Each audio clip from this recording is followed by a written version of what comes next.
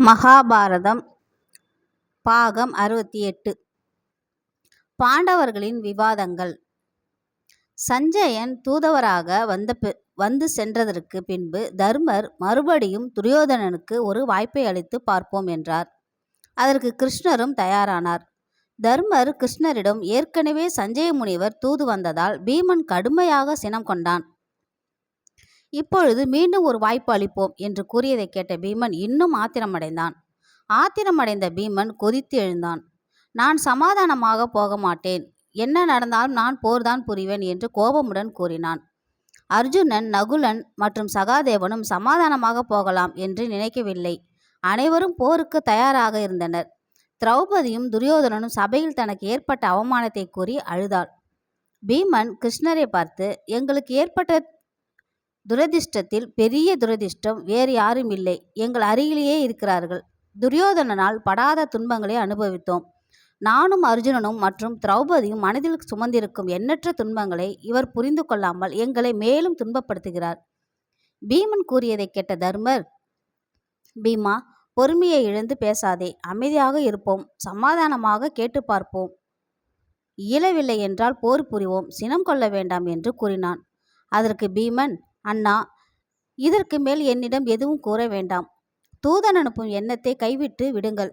இல்லை என்றால் நான் தூது செல்கிறேன். என்னை தூது அனுப்புங்கள். நான் அங்கு சென்று நாம் செய்த சபதங்களை நிறைவேற்றிவிட்டு வருகிறேன். நான் அங்கிருந்து திரும்பும்போது அஸ்தினாபுரத்தில் கௌரவர்களில் ஒருவர் கூட எஞ்சியிருக்க மாட்டார்கள் என்று கோபமாக கூறினான். கிருஷ்ணர் பீமனிடம் கோபத்தை பொறுத்து அமைதியாக இருக்குமாறு சமாதானப்படுத்தினார். அதன்பின் பீமன் அமைதியாக அமர்ந்தான். ஆனால் அர்ஜுனன் பொறுமையை இழந்து போருக்கு செல்ல தயாராகிவிட்டான். பொறுமையாக இருந்தது போதும், இனிமேல் போருக்கு செல்வது தவிர வேறு வழி இல்லை. திரௌபதிக்கு துன்பம் வந்த நேரத்தில் தங்களை நோக்கிதானே கதறி அழுதாள். தாங்களே பொறுமையாக இருக்க சொன்னால் என்ன செய்வது என்று கேட்டான். துரியோதனனும் சமாதானமாக போவதற்கு ஒரு போதும் சம்மதிக்க மாட்டான். அவன் நஞ்சை கக்கும் பாம்பு போன்றவன் என்று அர்ஜுனன் கூறினான். அதன் பிறகு நகுலன் பேசத் தொடங்கினான். உலகில் இருப்பவர்கள் அனைவரும் பாண்டவர்கள் வீரர்கள் என்று நினைத்து பேசிக்கொண்டிருக்கும் புகழ் மொழிகளை நான் வீணாக்கப் போவதில்லை. துரியோதனன் நமக்கு நாடு கொடுக்க வேண்டுமானால் போரை தவிர வேறு வழி இல்லை.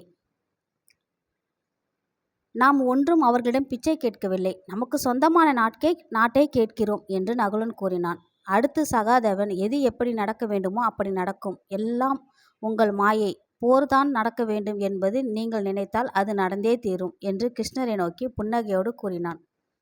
சகாதேவன் மறைமுகமாகவும் சாமர்த்தியமாகவும் பேசி கிருஷ்ணரை திடுக்கிட செய்தான்.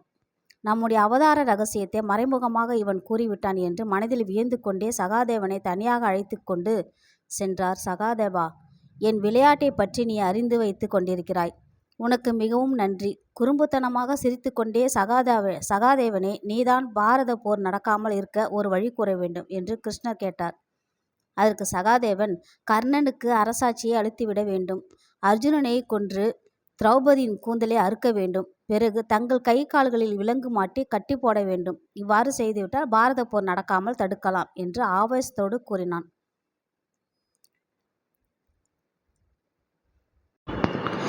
கிருஷ்ணர், ஒரே ஒரு காரியத்தை மட்டும் உன்னால் கூட செய்ய முடியாது, என்னை கட்டுவதற்கு உன்னால் முடியுமா? இப்படி கூறிக்கொண்டே தனது விஸ்வரூபத்தில் பல்லாயிரம் வடிவ பேதங்களாக விரிந்து தோன்றி அவனை மருளச் செய்தார்.